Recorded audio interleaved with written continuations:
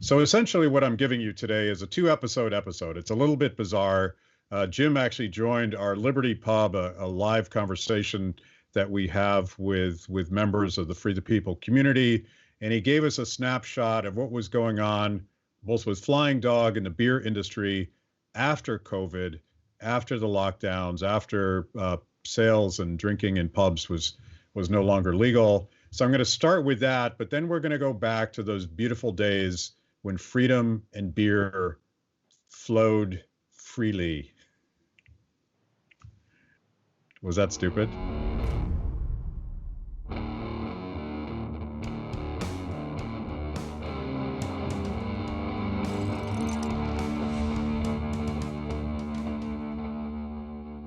So, as everyone knows, Kibbe is a big beer drinker. I am too. The shutdown has just drastically impacted breweries and microbreweries across the country.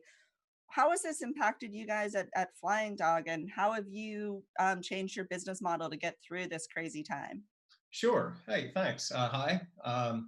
I do have two lives. One is free speech, the other is beer. Thank you, Sam, for framing up the challenges to free speech so well.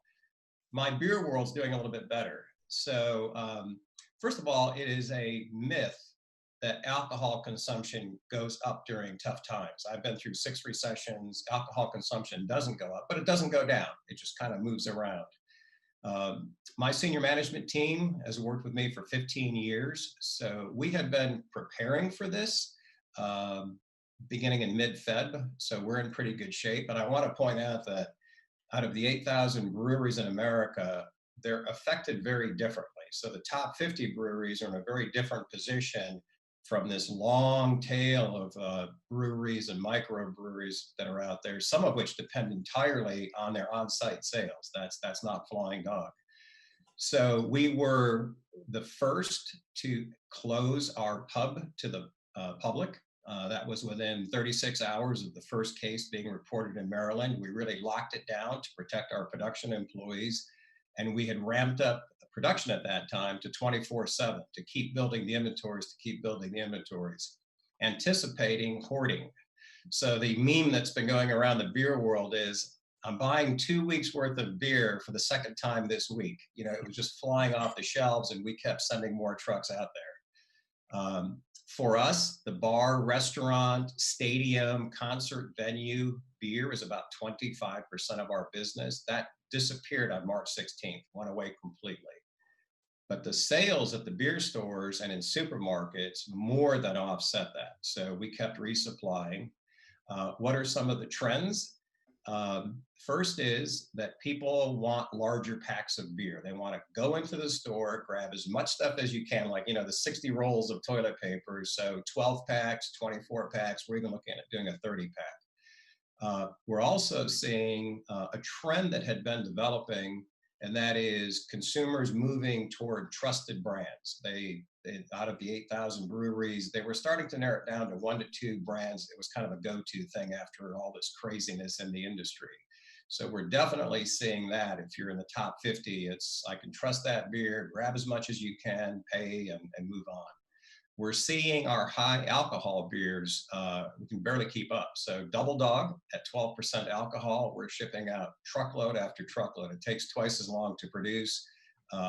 Triple Dog we have coming out in a few months at 18% alcohol, already huge pre-orders for it. We do have some supply chain issues. This week's challenge is CO2, carbon dioxide. It's used in the beer making process. Now that 75% of the ethanol production facilities have either shut down or dramatically reduced production, that creates a shortage in CO2. So again, we're continuing to stockpile that. CO2 is a byproduct. It's basically a waste product, but it's an important supply of it. You're seeing a lot of, this is kind of interesting, that restaurants, if you've ever been in the restaurant business, it's very hard to do to-go business if that's not what you're designed to do. So we saw a lot of the higher end restaurants doing to-go, and our assumption was that it would be just to use up their food inventory. Well, it's actually turning out to be an important part of their business, much lower cost because they're not staffing the whole restaurant. And When it comes to alcohol and liberty, we have been fortunate. We have more liberty and more freedom than ever from these antiquated regulations. So it was in many states that we do business in, illegal to deliver beer, illegal to sell beer with to-go orders. There were a lot of restrictions on who could sell beer and what kind of package. Those have all been relaxed. And I am hoping that this is one area where consumers will be so happy with the changes, they simply won't let the regulators go back to the way it was. So restaurants can now sell drinks to go, beer to go, along with to-go food. It's not a small part of the big part of the business right now. Only about 10% of to-go orders are people ordering a drink with that. But that's 10% of consumers that should have the choice to do what they want to do. The other side of it is there are both restaurants and small breweries. These industries are devastated. Out of the 30 million or so small businesses in America, basically all businesses are small businesses, 99.9%. About a million are restaurants, and they are, my guess is several 100,000 won't reopen, or they'll go out of business and change hands. The restriction that will probably in place is you can only have half the occupancy, so that's going to cut their business in half. That's a tough way to go. There'll probably be 1,000 breweries going out of business. So out of the 8,000 breweries, a long tail of those, 1,000 or 2,000 of those, depend heavily on beer that they sell at the brewery or through their pubs. Those have been shut down for 6 weeks. There'll be restrictions on them going months into the future. Not many businesses can survive without revenue for 2 weeks, 3 weeks, 6 weeks, 12 weeks, that sort of thing. So really good news on the regulatory side. Really a tough deal for restaurants and bars and some of the smaller breweries. That's awful. But that's kind of the short summary of the state of the beer world. Hey, Jim, I wonder, I think a lot of our fans know about Flying Dog's ongoing fight to defend the First Amendment and free speech. I wonder if you had any thoughts about, Bob Lawson teed this up, and so did Sam, talking about suppression of free speech in this country, in Hong Kong, all over the world. People are now deciding that certain things can't be said. I think it was in North Carolina that the governor deemed peaceful protests in front of the state capitol as a non-essential activity. What's your take on free speech during a crisis? Well, it's been mentioned a few times, and they're great comments, that liberty generally doesn't fare very well during times of crises. It tends to take a couple of steps backward. I think that is true for free speech. It was Churchill, I believe, who's credited with saying, never miss the opportunity, never let a good crisis go to waste. This is a power grab by government officials and regulators, progressive socialists, to get their agenda in place. And I'm extremely concerned. I think freedom of speech is one of the many areas of civil liberties that are under threat. So I don't know. I mean, I'm kind of wondering, there's almost the chance of a backlash against the liberty movement in a situation like this, that it becomes sort of a target. So that is a great question. How is the liberty movement adjusting to stop this tyranny and these power grabs? And as Sam was saying, what are the chances that we'll get back to the freedom that we had before? Pretty slim, really. Very, very concerning. Yeah. I do think, and I'm banking on this, and we're free speech absolutists at Free the People, but I think there's a counter revolution when people get fed up with the idea that they can't speak their minds. It's a very un-American attitude that anyone would be told that they can't speak. So you and I talk about Ayn Rand objectivism a lot. I think it's more relevant than ever. So I think it was Bertrand Russell said that experts can be wrong. Even experts can be wrong. But these days we're finding that the experts can't even agree on what to do. Both personally and professionally, I continually review objectivist philosophy, epistemology, And our ability to think for ourselves, as Jeffrey was saying, kind of look at the data, make a rational decision. Don't start listening to CNN and Fox News as if that's medical advice. There's a lot of stuff to sort through, and people are on data overwhelm. But Ayn Rand, the objectivist philosophy, the reason, the rational thinking, in times of trouble and strife, the ability to keep your cool and think rationally is critically important. It is what has served us so well in our business world, and is serving us even better than ever today when we're trying to sort through what's the real science behind some of this stuff. Yeah, we 100% agree on this. I think that principles and philosophy and your worldview matter most in the midst of a crisis, when things are radically uncertain, when the data is not at all clear.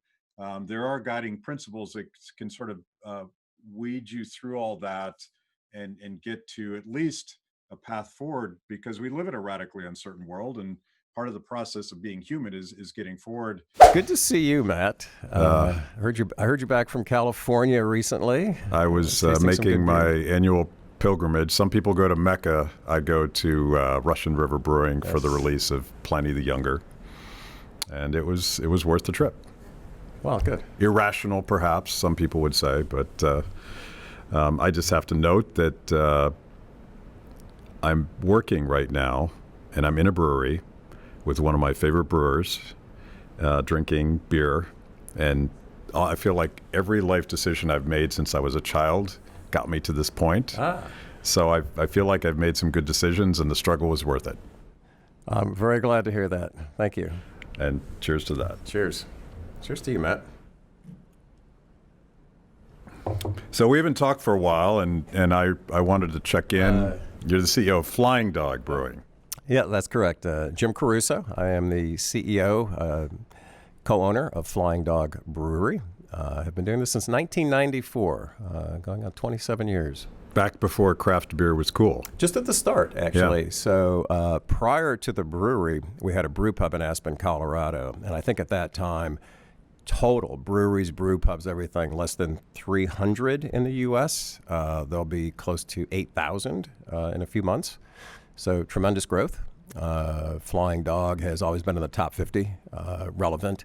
This is a very concentrated industry. I don't think people realize that 30 breweries account for 90% of the sales. The other 7,900 breweries account for 10 to 15%. So very, very concentrated industry. And the rest are very local startup entrepreneurs, usually young people that just have a passion for making cool beer. Yeah, a lot of that. And it's great to see, like back in the 1800s, where you have your local brewery that pretty much serves that area, that neighborhood. So a lot of the new breweries are tap rooms. You're drinking the beer on premise. Here we sell 99.8% of our beer outside of here. Others are just the opposite model, and it's terrific. It's a great experience. So you guys started in Aspen, and then you expanded to Denver, Colorado. What year was that? 1994. We went from a brew pub to a manufacturing facility, bottling and distributing beer. I was a strange young man. I actually went to the Aspen Brewery, and I remember Doggy Style Pale Ale. And was there a porter at the time? There was. Might have been Rin Tin Tin Porter. Yeah. The Doggy Style Pale Ale, the bartender there named it Doggy Style. It's a fun name, of course, Flying Dog, Doggy Style, but it was meant to be our version of a pale ale. And to this day, it's still confusing to people when they say, well, what is Doggy Style? It's not really a style. It's just a fun name. Yeah. And that's part of your tradition going back from day one. You do these cool names, and you have all of these iconic labels made by one of the coolest artists who's still alive. Talk about that relationship and Hunter S. Thompson and all that. Well, creative expression. So I think from time to time you could say, well, somebody thought one of these names was offensive. That is never, ever our intention to do the frat boy stuff to try to shock people. We just like to have fun. If you wanted to shorten up our mission statement, it's to be the best part of your day. And when you say that to people here, everybody knows when you're not being the best part of somebody's day. But like most craft brewers, we believe that beer was liquid art. But we were the first to want to actually use art on a bottle. And what I mean by that is we didn't just take a label and say to somebody, find something to fit into this postage stamp box. We took real art, and it is very difficult to actually put real art on a label. We were very fortunate because Ralph Steadman, who I believe is one of the true artists in the world, perhaps the true artist, the principles he stands for, how he's always had the integrity to stay true to his art. We knew him through Hunter S. Thompson, who was a longtime resident of Woody Creek. Knew Ralph even before we had a brewery, and we were very, very fortunate that Ralph agreed to do original art for our beer labels going back to 1995 and is currently doing art for our new beers coming out. So it is that combination of liquid art in the bottle and true art on the label, I think, that distinguishes us, and it's very true to our belief in creative expression. Not just our thoughts and ideas, but how we market our beers, the statements that we make to people. It's gotten us in a little bit of trouble with some states. Yeah, we'll get into that. Worked our way through that. Not all government bureaucrats have a sense of humor, apparently. Not all. Not all. So how many beers on any given week, how many beers, different styles of beer do you have in the marketplace? 30. I think 3 weeks ago we introduced 5 new beers. We'll do 80 different beer styles this year. About 30, 35 are year-round seasonals, limited releases, and then a lot of experimentation. And the 30 so are things that end up in a bottle and distributed beyond this brewery. Yes, so we sell beer 2 ways, in a bottle or in kegs, but more and more, even the limited releases we're putting in bottle. Very popular package, a lot of interesting dynamics in the market with people shifting their consumption from going to a bar to drinking at home. So you'll see, over the last few years, we've put more and more of our beer into bottles, not just on draft. And that's what I like. What do you think about the sort of radical shift in beer culture, which you guys were certainly, the original OGs of saying we want to drink something a little bit different. These corporate lagers, they kind of suck after a while. But today there's like a culture. It's almost like an arms race where if you're a beer geek like I am, you have to try every new thing. And you don't have a go-to beer anymore. You just want to keep experimenting and keep trying. And is that difficult for a national brewer like yourself to keep up with the market, or do you feed on that?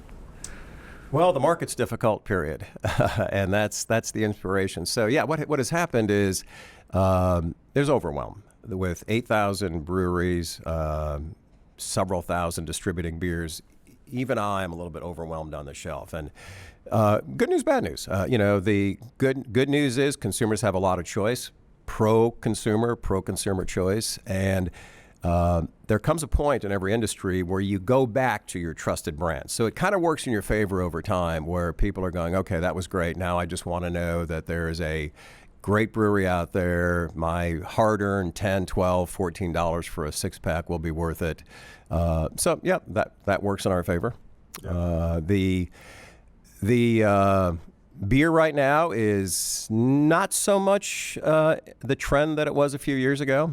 People are not drinking less, so you can dispel that rumor. Alcohol consumption is up. Even young people are drinking. They're just drinking a lot of different stuff. Seltzers and hard cider and hard coffee, which we're doing. Brown spirits are back in. Beer, of course, is still very high on the list. So yeah, it's interesting. I'm not a fan of the seltzers, but the brown spirits, I'm all in. All in, yes. All in. We are soon. Soon we'll be back in that business. Seltzer, it's fine. I think it's driven partly by the low calories, low carbs. We're not doing a seltzer because we don't feel it's artisanal enough. We can do a lot with coffee, which we're experimenting with. We have a great partnership with Vigilante Coffee. That's his name. You were born to be an entrepreneur if your name is Vigilante. Hard cider kombucha, but seltzer. It's basically like vodka. It's great to have the flavors. It's meant to be mass market, and we're not moving in that direction. Yeah, it's like a vodka soda. Yeah, it is. It's fine. So I've heard. I honestly have never tried one, so maybe I'm being a hypocrite. I think I've tried them all, and they're very good. It's not my adult beverage of choice, but they're fine. But there is sort of there's a life cycle, and I could use myself as an example because I went through this process of.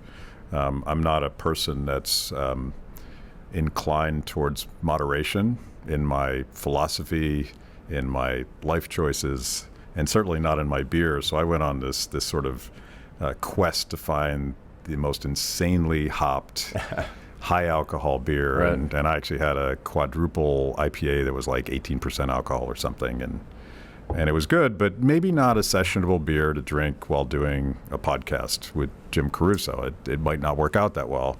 We should try podcasts like well, that. we're gonna try it with some of these beers, but my current sense is to go back to a well-made lager, which is, it's not easy to make a good lager. Mm-hmm. In some ways, it's harder work than an ale, as you could probably tell me. And but do you see sort of a counter-revolution against some of those monsters that were interesting experiments, mm-hmm. but ultimately maybe not that drinkable? Sure. Yeah, we can spend a minute or two on the beer industry. You made the comment about what I call macro beers. The guys doing $50 billion worth of sales, and they could do different beers. I believe this is just another argument for the free market. They had no competition. Craft beer was illegal, so it just devolved into a common denominator product. I remember when it was the brand X beer. So I'm faulting the government regulation, not so much the talent of the brewers for ending up with not very flavorful beers. Yes, so starting out in this industry, we didn't do Pilsners and lagers for two reasons. One is they show the defects a lot more, and there was no training. I mean, I went to brewing school and other stuff, but a lot of experimentation. And second, pretty capital-intensive industry, and those took longer to make. So it was easier to do ales, which were more forgiving, if they weren't crisp and exactly clear, and it didn't take up the real estate so much. But the trend has gone around, and now craft brewers are making excellent pilsners, lagers, lighter beers. There is more interest in lower alcohol craft beers. That wasn't the case 20 years ago. We've been doing some of those. At the same time, you hear these broad generalizations that, people are drinking less and don't want high alcohol beer. Our fastest growing beer is 12% alcohol. We ship by the truckload, and we're doing an 18% alcohol version of it this year. It's called Double Dog. We're doing a Triple Dog. Triple Dog at 18%. Nice. There are some limits to how much alcohol you can get into a beer with beer yeast, but we can definitely make a true beer at 18 plus percent. Is that about the top of what's... I think you can go a little bit workable. higher. The short answer is, as yeast produces alcohol, the alcohol kills off the beer yeast. So at some point you just max out. You can keep adding yeast. You can use a little bit of champagne yeast that has a higher tolerance. See, once I get done with my 4% lager craze, mm-hmm. I'm going to go to Triple Dog. That's right. And I don't see why you wouldn't do that. Well, that is our belief, actually. That's awesome. Well, let's talk about these two beers, because you guys do the entire spectrum. I mean, I think you were even talking about a non-alcoholic beer that you made, but this is Lucky SOB. Ah, yes. What's going on in here?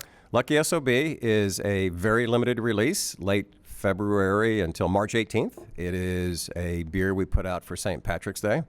6 years ago, one of my wonderful employees here in purchasing wanted to take the afternoon off. It was a beautiful sunny day, so I asked her if she'd go pick some four-leaf clovers. And she knew the trick. She picked a bag in like 10 minutes. Gave me the four-leaf clovers, took the day off. I put them in the freezer. We used them to brew Lucky SOB with genuine four-leaf clovers. Found out at the 11th hour that four-leaf clovers were not listed as generally fit for human consumption. You can, of course, eat them, but it wasn't on the list. So we had to scramble a bit, worked with the government in a very positive way. They approved it. We do a secret incantation above the brew kettle when we add the four-leaf clovers. And as you know, Blaise Pascal, the famous philosopher mathematician, once said about God, well, if you don't believe in there is a God, you might be in a world of hurt. But if you believe in there isn't, no big deal. I say, I don't know that four-leaf clovers will bring you good luck, but what if they do? How can you afford not to enjoy a Lucky SOB during this St. Patty's Day? So an extra incentive to put this guy down. You never know. Yeah, and it's extremely drinkable and beautiful, and I can taste just a little bit of four-leaf clover in there. Yes, yes. On the nose. On the nose, yes. And then the other extreme, and I think this is probably the highest alcohol beer you have right now, or pretty close to it. This is notorious barrel-aged Gonzo with cherries. Yes. And you got a lot of stuff going on in this beer. A lot of stuff. And it's sort of speaking to my extreme side of my palate. We brewed the Gonzo Porter in 2005. It was for Hunter S. Thompson's memorial. He took his own life February of 2005. It was part of an effort to raise some proceeds and do something for that. It turned out to be an excellent beer, so we've been brewing it ever since. Each year after the Super Bowl, we do a special version of it, bottle conditioned or with special flavors in the large 750 bottles, and this is this year's version. Barrel aged, cherries. Is this the first time you've added cherries to the mix? I believe it is. Yeah. I believe it is. It's wonderful. It's not the first time we've used cherries. I believe it's the first time we used cherries in the Gonzo. And there's and it's going to be a long night for me because I see a rum barrel-aged Gonzo Yes. and a whiskey barrel-aged Gonzo. And I love the barrel aging process because I think it adds a complexity that you don't expect from regular beer. I agree. And by the way, we have a line at the door. It sells out, but I managed to secure a bottle of each for you to take back with you. So it could be a long night even when you go home. So the barrel aging, sure, it's wonderful. It's fun. We used everything. We used tequila barrels, rum barrels, wine barrels, whiskey barrels. We, like many craft brewers, pride ourselves on balance. It's easy to make alcohol. If you don't know how, I could give you the 5-minute lesson. It's easy to put a ton of hops into a beer. It's easy to get so much alcohol, you get the alcohol burn. Or put a beer in a keg and it just tastes like whiskey. So we want everything to be in balance, and that's the real art. That's why we have to taste this every week until we know it's right. It's a responsibility. It's a big responsibility. By the way, I love the new slogan, "Disobedient Beer," and I feel like that fits the flying dog persona. And even I think the craft beer industry. I've prattled on for several years about craft beer as a metaphor for freedom and entrepreneurship and creative disruption. And you guys sort of personify that, and I want to pivot to sort of a more ideas because we have some culprits sitting here, and you talked about beer labels as art, as expression, and you've gotten in trouble for that, and I think your friends going back to Hunter S. Thompson helped get you in some trouble. Yes. Yes. Tell the story about good beer, no shit. Sure. I mentioned creative expression. I believe that creative expression is directly tied to freedom of expression. Creative expression is directly tied to economic freedom. If you can't deliver your message to the market, then you can't be an entrepreneur. And I think part of that is what you name your product, what kind of product you make, assuming it's legal, all that sort of stuff. So you probably know the federal government and the state governments have to approve beer labels. These laws go back to Prohibition. They're changing over time with craft breweries. So our first Ralph Steadman beer was Road Dog. All of our labels have a story. We've never used a marketing company. These black and white stripes are prison bars from one of our original co-workers who spent some time. Road Dog, it has various meanings. It could be your cellmate. Hunter S. Thompson wrote an essay for the release of this where he describes road dogs as these sons of aristocrats who would ride down the street at night and bash in people's faces and put old ladies in barrels and roll them down the cobblestones. Fun stuff. And he wrote for us a nice little toast here that there is an ancient Celtic axiom that says good people drink good beer, etc. So Ralph Steadman is painting and bad people drink bad beer. There is an ancient Celtic axiom that says good people drink good beer, which is true. I believe this to be true. I believe this to be true. Think about it, Hunter says. So Ralph is painting this in his studio in Kent, southeast of London. The BBC, local BBC, they're doing a documentary. He's painting up this road dog character, talking about his friend Hunter S. Thompson, longtime relationship, and these boys in Colorado that are going to do a brewery, and they're going to make some good beer. Good people drink good beer. They're going to make good beer, no shit. And partly just to poke the BBC a bit, he writes, good beer, no shit on here. You can barely see it. And it's 1995. We released the beer. This is one of the originals. I could have put this label on here. We released this in Denver, Colorado. And huge hit. Ralph Steadman Art, Hunter S. Thompson. It was a Scottish ale, brilliant beer. This is 1995. And here's an example. One of the many reasons to be concerned about regulation. One of our competitors used regulations, the Colorado Liquor Control Commission, whatever it's called, as a way to beat up the competition. That shit is obscenity, is what they said.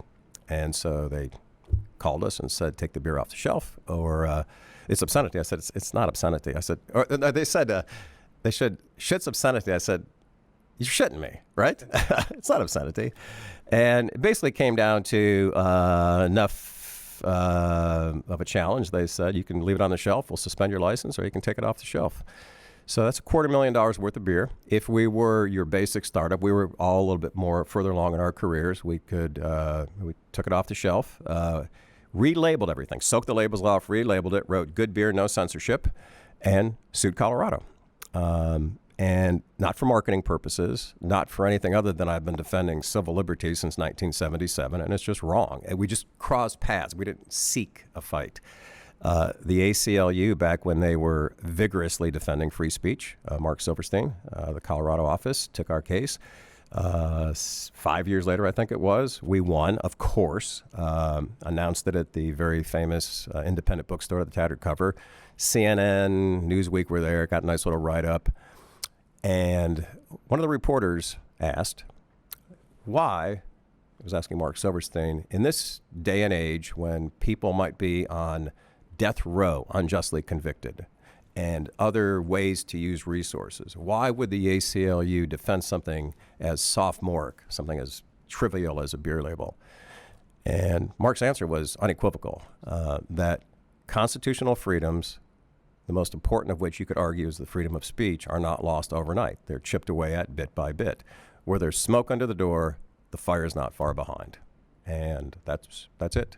So yes, we invested resources, defended a beer label, because it's always about the stuff at the periphery. If you're waiting until you're defending the Alamo, it's too late. So that's why these battles seem to be about beer labels and so forth, because that's where the challenges are. You have appointed regulators who want to force their opinion on others. And it wasn't just, I mean, it was a defense of free speech, but the whole thing was triggered by a competitor that wanted to use the regulatory process to crowd out competition. Well, sure. So here you have this brewery that's getting all this press, and if you have the ability to use a regulator to beat up on your competitor, you do. It happens all the time. Yeah. It's happening today. It's what lobbyists work on in many ways. Sounds like something out of Atlas Shrugged. Sounds like something out of Atlas Shrugged. Yes, socialism versus free markets. A similar situation with Raging Bitch. This was in Michigan. It's complex how states approve labels. Didn't know it was rejected, honestly. It's get this weird paperwork back. Ship some beer out there. I was driving to D.C. on a beautiful, beautiful spring day, summer day like this, and got a call from here saying, the Michigan State Police just called, and if you don't remove every bottle of Raging Bitch from the shelves by tomorrow, they're going to confiscate it, and they're going to be serious charges pressed against you. I'm like, okay, this is surely a mistake in 2010. But no, the Michigan Liquor Control Commission had people that didn't like the word bitch. In fact, they banned anything with the word bitch in it in the state, including a beer by our friends Dogfish Head, Bitches Brew, and commemorating the classic Miles Davis album. We sued. That ended up in the circuit court. We won 6 years later. Clearly won, and were awarded damages. I used those damages to found the First Amendment Society. Again, we don't do this for marketing. One beer in one state does not make or break us. It's simply wrong, and you have to fight. We have to fight those battles. First Amendment's on the wall here. You don't see that at too many breweries. We have a lot of guest speakers. Would love to have you as a speaker sometime, talking about the real world implications about, yes, Colorado did wrong. Michigan's bad. They're in the frequent flyer club for bad behavior with bitch, but it's not easy to sue a state. It's expensive. You are suing your regulator, which could have repercussions. But if you believe in freedom of expression, creative expression, you're constitutionally incapable of not suing them.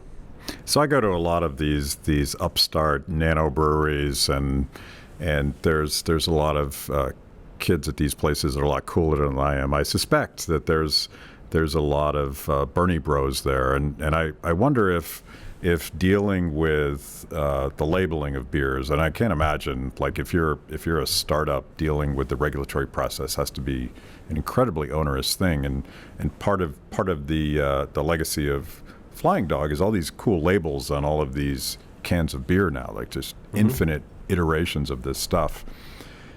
And do they learn anything about cronyism and why free speech is so important and how government can step on that, or do they just hit the wall and say, I don't even understand what's happening? The startup breweries, or well, this is a carryover from Prohibition. So there was a misinterpretation when states were given the legal right to monitor the sales, transportation, manufacture, distribution of alcohol.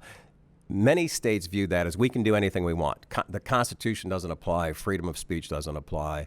Colorado was a state ruling. Raging Bitch was a federal ruling, which basically put every liquor commission on notice that freedom of speech applies to beer, whiskey, and wine. So that was a big deal from that standpoint.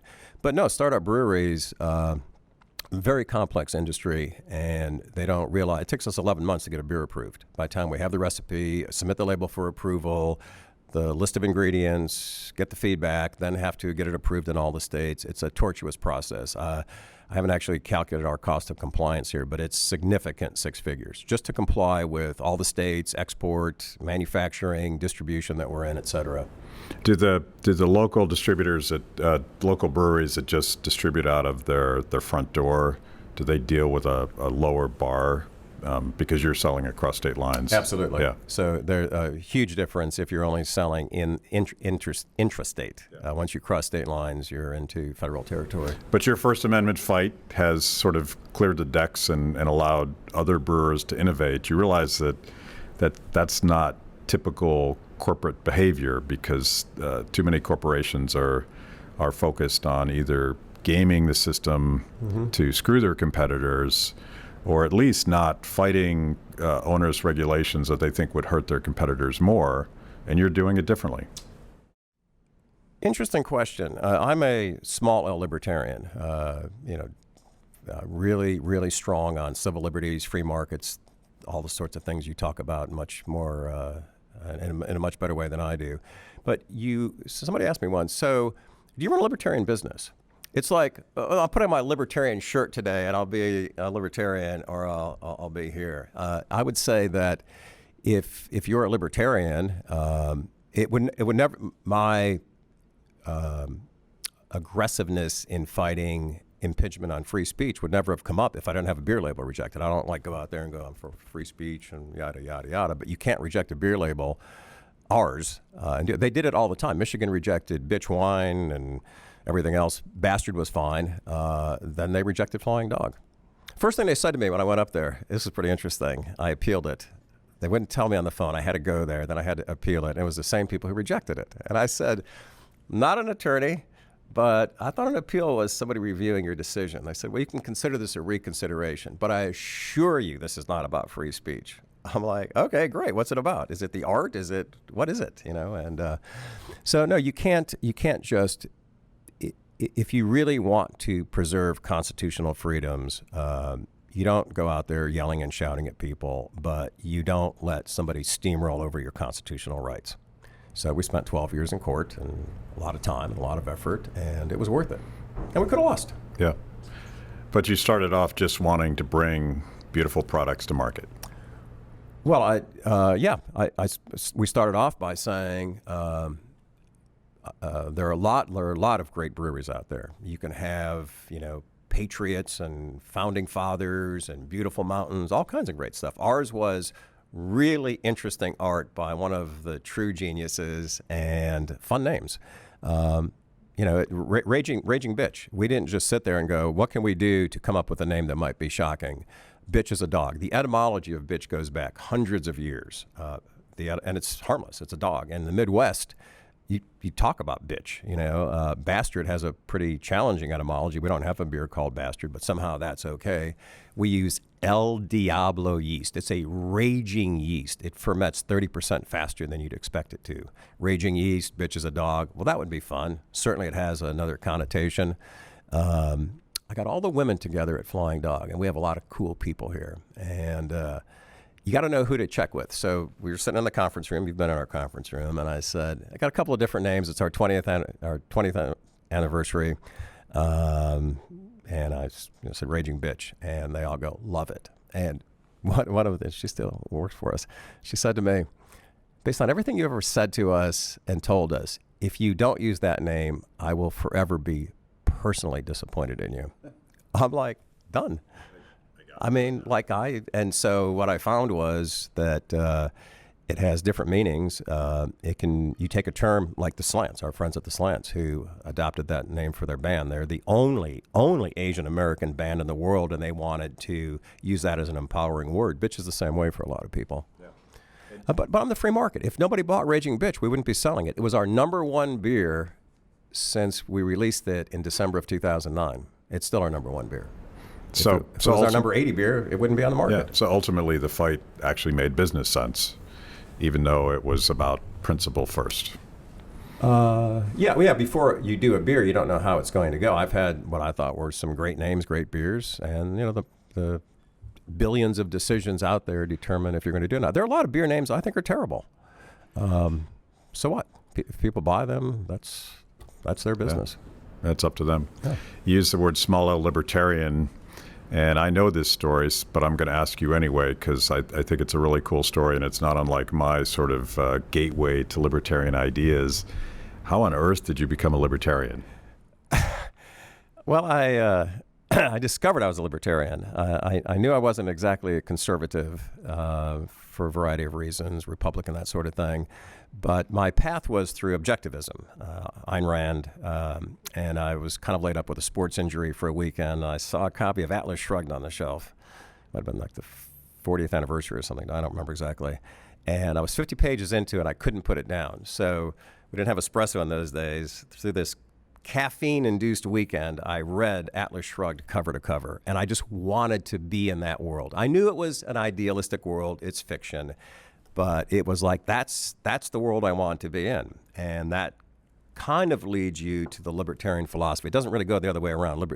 Libertarians aren't necessarily objectivists, and Ayn Rand thought maybe libertarians were too libertine back in the day. But it was that freedom, free markets, freedom of religion, freedom of speech, freedom as an individual, and that's what I am. The Libertarian Party, no, I don't belong to any political party. I used to be nonpartisan. Now I'm anti-partisan.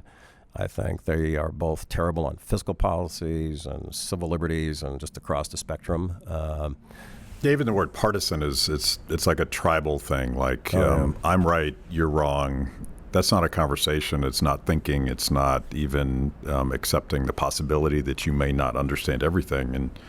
And I feel like we're in that tribal world today. But the reason I wanted to bring it up is I wanted to dig into what I would say almost rehabilitating an understanding of Ayn Rand's moral philosophy. Mm-hmm. Terry and I are going to the Republic of Georgia, or fantastic. What used to be the Republic of Georgia, next week to give talks about Ayn Rand's philosophy and apply it to everyday life instead of sort of high-minded objectivism. And she was really into what she called a sense of life, and her heroes as at their best were smart people, but they were humble enough to appreciate that doing anything useful was a struggle, and they struggle and they fail and they succeed and they innovate, and from that process comes their own sense of their worth as a human being. And to me, that could be potentially a radically uplifting thing for young people who are trying to figure out who they are, where they fit in. You know, they're looking at the partisan divide and they're like, I don't even want to be part of this argument because it's dumb. And too many people on the left would say, oh, Ayn Rand, she just cared about herself, and she said anything goes. Objectivism is just win at any cost and destroy your enemy. And I don't think it's that at all. Well, there's a lot packed into that terrific statement. Intrigued by your work in Republic of Georgia as well. First of all, these terms are so divisive right now that I try to stay away from them. I saw a very disturbing survey that said a majority of young people do not want to get into a conversation with people who disagree with them. Wow. That's not good for democracy. I blame social media. I blame media in general for that, kind of that divisiveness. But here's what it comes down to, that you don't have to use words like objectivism, the virtue of selfishness. Probably could have found a better title for that book, but still. It doesn't mean what she meant. It doesn't mean what she meant. And if you just read her brilliant fiction, The Fountainhead, which is about the individual versus the collective, or Atlas Shrugged, which is about capitalism versus socialism, and take away the principles. I look at it this way. You could never have read Ayn Rand, know who she is, care about objectivism, if you just talk about what she viewed as the most important virtues and live your life by those. You will be a happy, successful individual. And I think that's what people are looking for. And when you see I don't know if you read much with Stoicism, the Stoic philosophy on the shortness of life. Life is plenty long to do what you want to do and be happy. And Ayn Rand, if you wanted to, the very, very, very short version, the purpose of life is happiness, to allow individual humans to thrive and be productive and create stuff like iPhones and Disney movies and all that great stuff.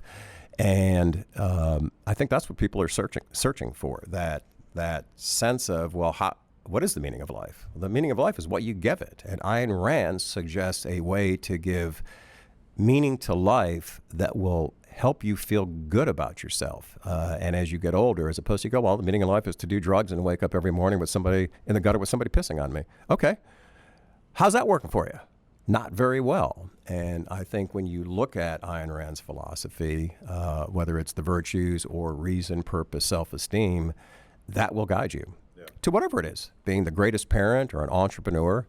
I think capitalism is grossly misunderstood. And words like that are immediately divisive. Capitalism is imperfect. It's unjust in many ways. There's crony capitalism. There are people that use the 3 L's all the time, lobbyists, lawyers, and loopholes. I despise them.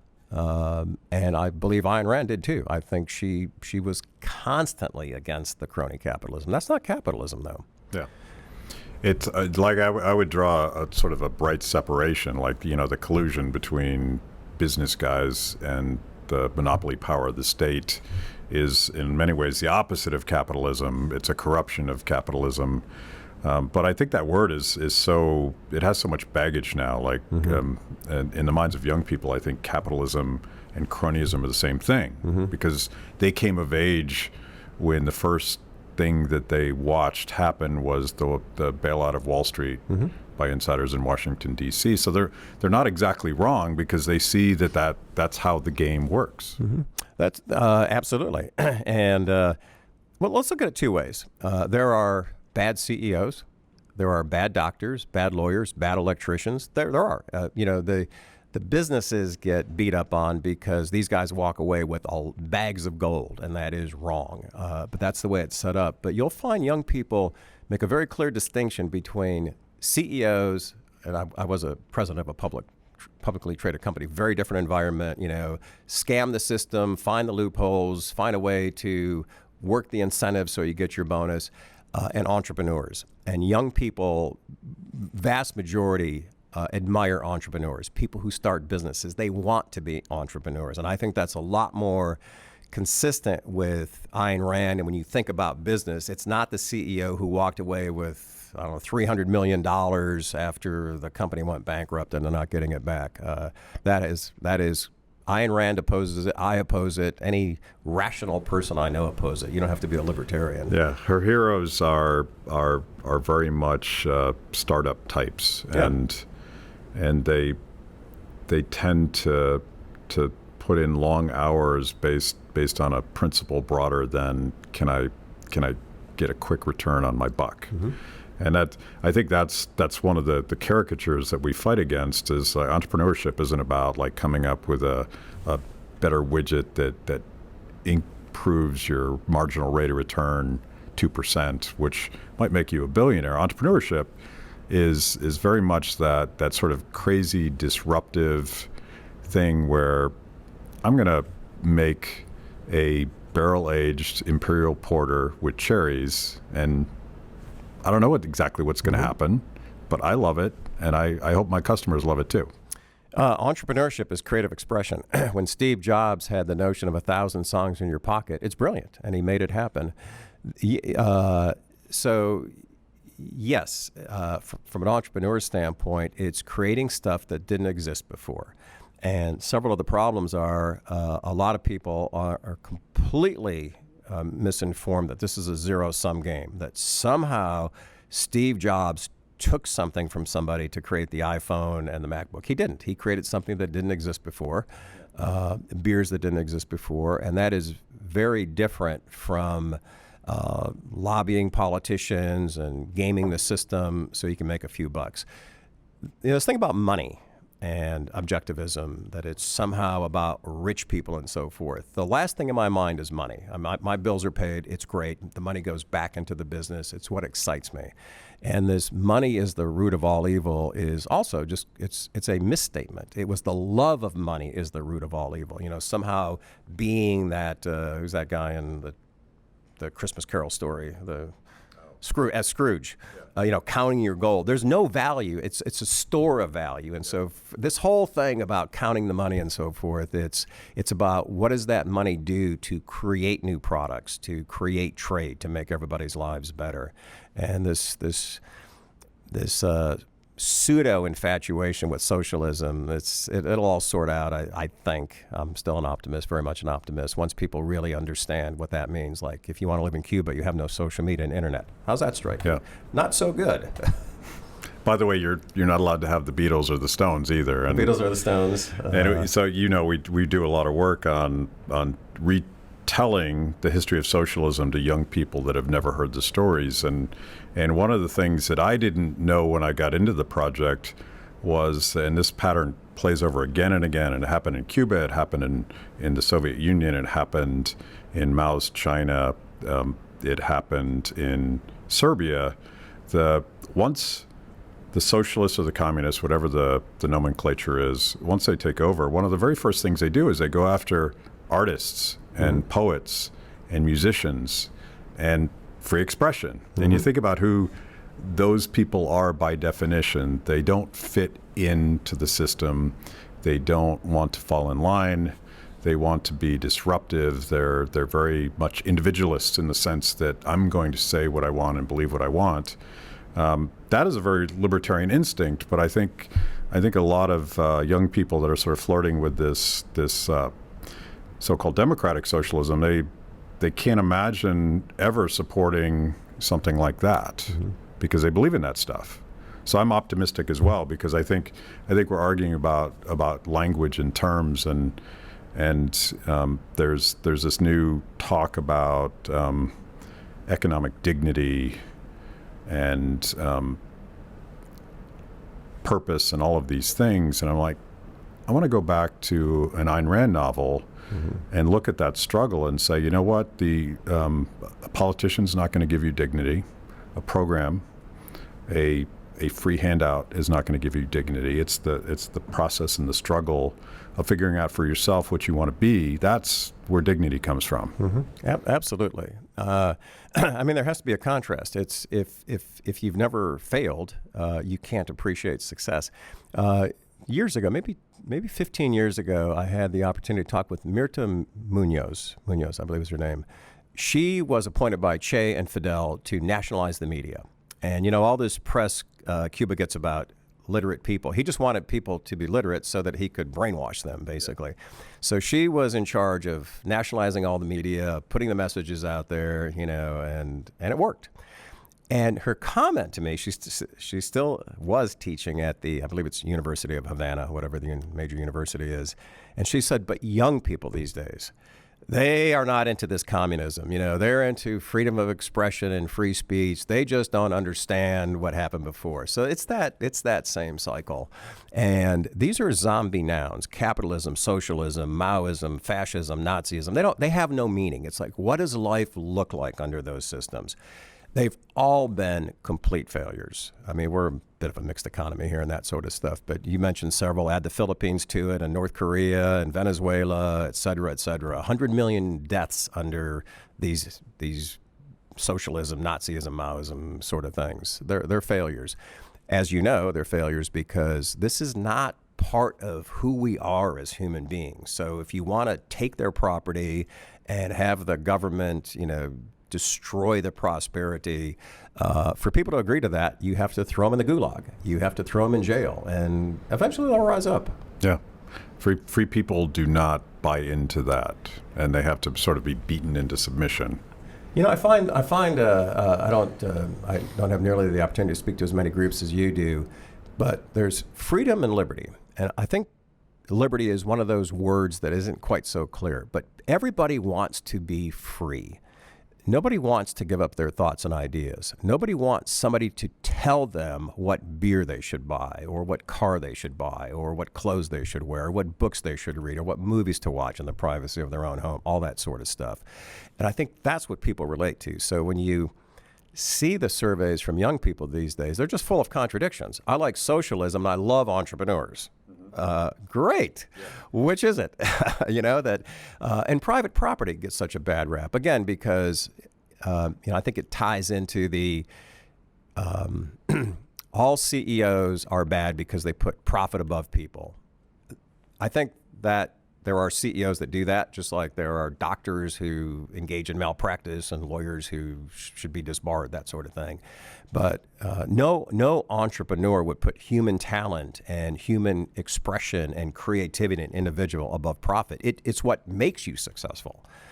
And I think once all this sorts through, look, why do people like Bernie Sanders? It's the same because they're sort of against that CEO type of thing. As you know, Karl Marx didn't really talk about in his manifesto Marxism. He just told all the bad things about capitalism. And by the way, in the 1800s, capitalism wasn't that great. 16-hour days, people 12 years old working in the factory. I might have been for Karl Marx back then. And there was surely collusion between, if you're wealthy and you're successful, and this is true today, you have access to political power that the rest of us just don't have.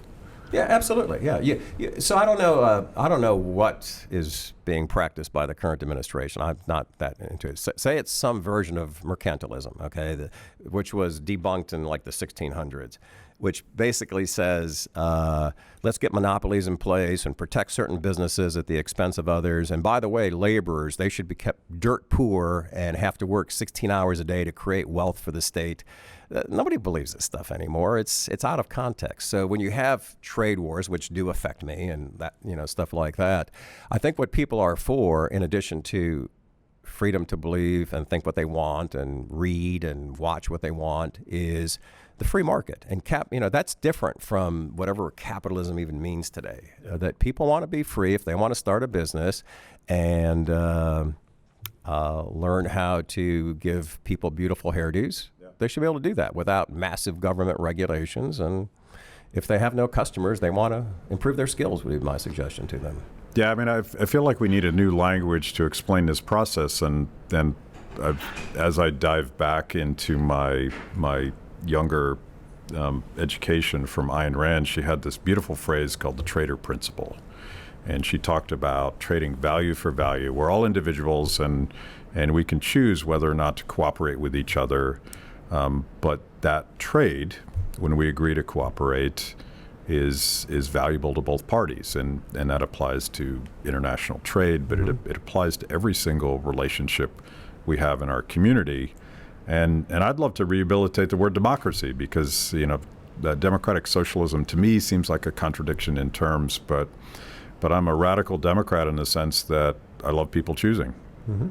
And every marketplace, your entire bar with all of these taps, that's radical democracy, because people are going to choose what they want, and you really have no control over that until the people and the process speaks and says, okay, that beer's great because they decided it was, and I thought it was great, but my opinion may not matter ultimately as much as theirs. In every business, in a free market, you wake up every day going, how can I give consumers more of what they want, things they want they don't know they want, or things that they have that they want a better version of? Absolutely. Yeah. And this thing about socialism and capitalism, socialism breeds as many authoritarian, totalitarian brutes as right-wing dictators. It's all the same when you're trying to control the masses. Leave people alone, as I think you've said. Don't hurt people and don't take their stuff. Is that the motto? It has been said. Pretty much sums it up. Yeah. And all of these isms, I'm sort of approaching, and I would call myself a libertarian, which is sort of breaking my own rule, because I think these ideologies, these so-called isms, are really intended to predetermine how we cooperate with each other, and I struggle to figure out what the difference is between fascism and communism and socialism in practice, because they all sort of looked the same to me on the outside. It's top down, and what we want is bottom up. And if we want to work together in common purpose, I'm all in for that. If we decide to go it alone, that's okay too, because that's the process of, I'll use the word democracy, that's the process of democracy. As long as I can opt out, and we always want to avoid any system that says 50 plus one person gets to decide whatever happens to 49%. Some pretty atrocious, horrific things happen that way. And we're sort of struggling with this new radical democratic world where we have more choices. We're looking for identity. We're looking for purpose. But I feel like libertarians have an answer. We have a place where you can be, where it doesn't matter if you're whatever your personal preferences are, whatever religion, whatever church you go to, wherever you came from. None of this matters in a world where we're going to agree to cooperate or not, and everybody's okay. Brilliant points. I think the conservatives and liberals are a little more clearly defined, in terms of what they stand for. Libertarianism or libertarians are the whole gamut, from libertarians who believe in civil liberties but bigger government to sort of the right-wing varieties. So again, here you're taking this zombie sort of word and saying I'm a libertarian. Well, let me define it. It's like saying, hey, is it ever justifiable to tell a lie? You can't answer that yes or no. You have to follow that up with something like what you stand for. But the way I view Ayn Rand or anything else is, look at what she says are the virtues: rationality, using your brain to make sense of the world; integrity, independence, think for yourself; honesty, justice, pride. If you live by that, call it whatever you want to, go, what principles do you live by? How's that working for you? And that's, I think, what people are searching for. And Ayn Rand is as divisive as pretty much any party out there. But what she stands for is solid. In a way, I equate it to Hunter S. Thompson, who had some, genius, intellect, and people are going back to his writings now.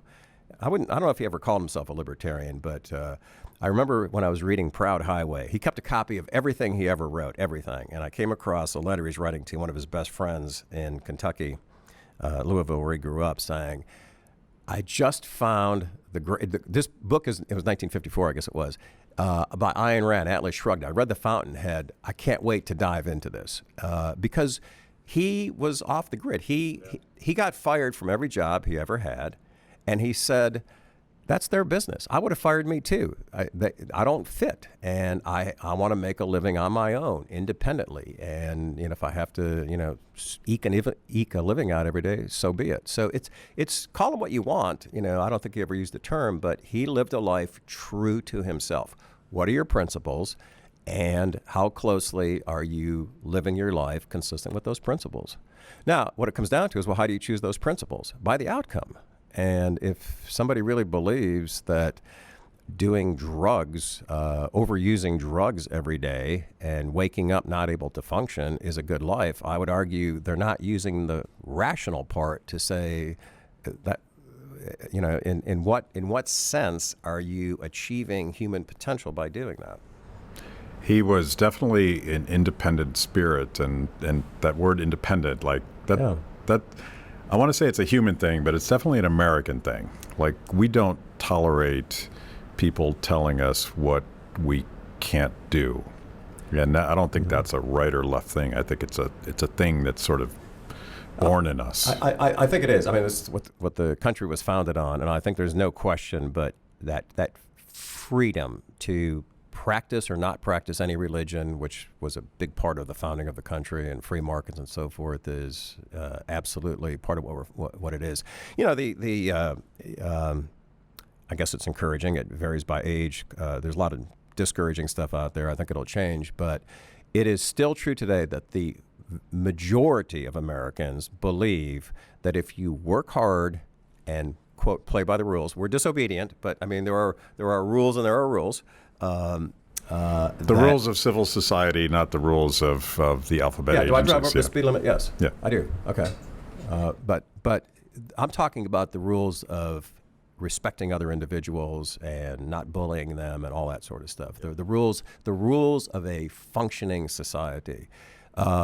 Most people, the strong majority of people, still believe that if you work hard and play by the rules in America, you can get ahead. And I believe it's true too, in spite of the government regulation, in spite of the divisiveness and all that. It is part of Americans' DNA, whether you're just a second generation person like me, my grandparents came from Russia and Italy, or whether you're part of the founding families. That is America. That defines America. And Ayn Rand, she fled. I guess it was Leninism. Yeah, Lenin was she in power, fled the Bolshevik Revolution. Then went through Nazi Germany, and had some issues with America, but she. That's how I try to explain to my progressive friends who have sort of a visceral reaction against Rand when she talks about selfishness or ego. Her reaction was against watching the Bolshevik Revolution literally seize her dad's pharmacy. Yeah. And she wanted to be a writer. Like, she was an insanely smart person. She wanted to be a writer when she was like 8 years old or something. She was that smart. And she decided very quickly that she could not be an independent thinker in the Soviet Union. And so she sacrificed everything. She left her family. She came over here almost penniless when she was 21. So the context of that, the rest of us can't appreciate what it would be like to grow up in the Bolshevik Revolution and see your family ruined by collectivist policies. So, and yeah, she used some words, but I think that sort of burning spirit to be who you want to be, that's what I get from her. I think absolutely. I think that's human.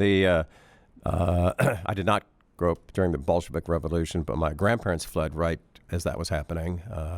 My grandparents didn't really even speak English, but I remember the hushed conversations when letters would arrive from the Soviet Union. Somebody was sent to the Gulag. I was 6, 7, 8, 9 years old, didn't really know what it meant, but just grew up knowing that is an evil place. Yeah. And when you think about the freedom here, and the words are tough: selfishness, ego, I. But what she's really saying is you have the freedom to think for yourself. That she's putting, like an anthem with Prometheus and Gaia and Howard Rourke, she's putting the I back into it. I have the right to pursue what I think will make me happy, a career in architecture. I can break the design rules. It's that independence to think for yourself, to determine what your values are. And what if you're wrong? Well, that's how you learn. That's how you learn in business. If you play the penny slots, you make a handful of pennies. Yeah. I will say that over my many decades in business, I've lost millions. And I could be dirt poor. But what's great about America is you always get a second chance. I was reading about Henry Ford. This was back when he was starting out. Very capital intensive. You may know this. His first automobile company fails. And they go, Henry, you're done, man. This is over. You'll never raise money again. He raises money for the second company and fails again. And then it's the Ford Motor Company you see today was the third time he raised this massive amount of capital. And it's these false notions like never make the same mistake twice. I'm like, bullshit. You're not even sure what you're supposed to learn the first time around. So no, don't make the same mistake over and over knowing what you're supposed to learn, but sometimes you have to do that several times to figure it out. So this is what creates intuition and experience and allows you to be creative. And, that's hard when you're very, very young, but you have to make a lot of mistakes. Swing hard, swing for the bleachers, and then figure out what you were supposed to learn from the situation. I get jazzed listening to reading Ayn Rand, listening to her. She's on YouTube now. Yeah. She's kind of funny. Yeah. She's got a nice sense of humor. I did not have the good fortune to see her before her death in 1982. Yeah. But would have loved to. But yeah, it's that here at Flying Dog, we're succeeding or learning. Forget this notion of failure. Like if everybody sits around until they have the perfect idea without failure, it's been done before somewhere and you're just copying it. You got to go out there and try new stuff, which by very definition means you're going to fail and try again. And I sort of tell people around here, creative expression. But if this thought occurs to you, I wonder if this will put us out of business. Stop and think. Talk to me about it. Other than that, swing hard. And then everybody knows the boundaries in terms of civil liberties and what we stand for. And we just don't go down the path of racism, homophobia, all that sort of stuff. It's not who we are. It's not part of our DNA. So everybody has fence posts. Those are ours. Other than that, it's pretty broadly, it's an environment where you can broadly express yourself. Try new beers, try new beer names. We put lots of stuff in beer, including 4-leaf clovers and chocolate and cherries and mint and all of this is very Bloody Mary. Yeah, this is all democratic, right? We did a brunch pack this year, sold out in days. It had a mimosa beer, a Bloody Mary beer, I get this wrong, Toast Bob Crunch Pants or whatever that is, and a coffee beer. Yeah, because somebody thought it'd be a great idea to have brunch beers to go with your brunch. Yeah. Well, I'm going to leave it there because I have to now try all these beers yes, you do. Before we get out of here. So thank you so much, Jim. It's always a pleasure, Matt. It's just really an honor and a pleasure to talk with you. Thank you for allowing me to have this conversation. Thanks for watching Kibbe on Liberty. By now, you know this is the most important event of your week. So make sure you subscribe on YouTube. Click the little bell so you get notifications. Kibbe on Liberty, mostly honest conversations with mostly interesting people.